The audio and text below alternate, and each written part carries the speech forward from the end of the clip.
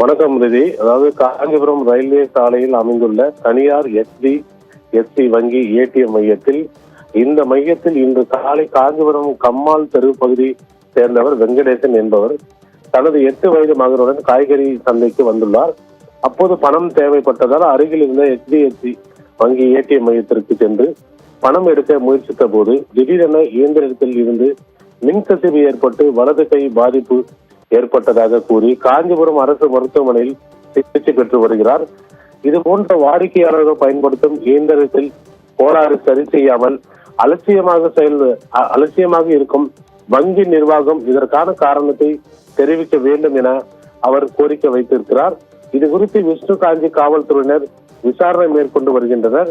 இது குறித்து அம்மையத்தில் எடுக்கப்பட்ட சில வாடிக்கையாளர்கள் தற்போது இது போன்ற நிகழ்வுகள் அவ்வப்போது ஏற்படுவதாகவும் தொடர்ந்து இந்த நிகழ்வு நடைபெற்று வருகிறது. ஆகையால் இது சம்பந்தமாக விசாரணை மேற்கொள்ள வேண்டும் என்று அப்பகுதி மக்கள் கோரிக்கை விடுக்கின்றனர்.